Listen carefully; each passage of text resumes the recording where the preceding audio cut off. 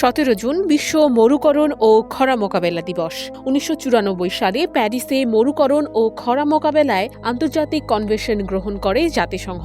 সেই দিনটি স্মরণ করে প্রতিবছর পালিত হয় বিশ্ব মরুকরণ ও খরা মোকাবেলা দিবস।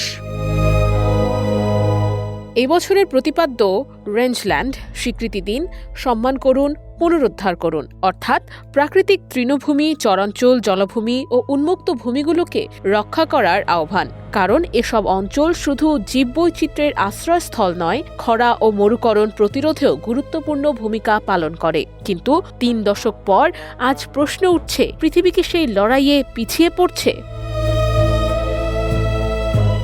জাতিসংঘের তথ্য বলছে পৃথিবীর 1/3 বেশি ভূমি খরার ঝুঁকিতে রয়েছে, আর মরুকরণ ও ভূমি অবক্ষয় প্রভাব পড়ছে 320 কোটিরও বেশি মানুষের জীবনে।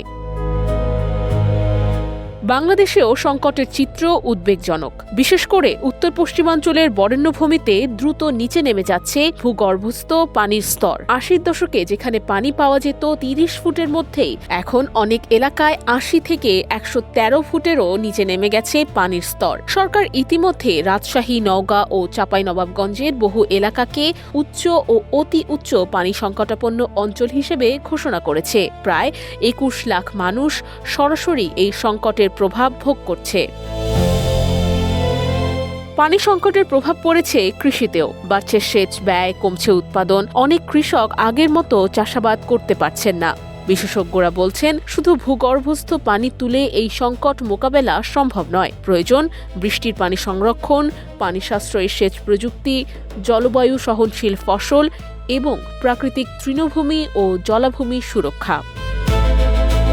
খরা আর মরুকরণ এখন আর শুধু আফ্রিকা কিংবা মধ্যপ্রাচ্যের গল্প নয়। জলবায়ু পরিবর্তনের এই সময়ে সেটি বাংলাদেশের জন্য ক্রমশ বড় বাস্তবতা হয়ে উঠেছে।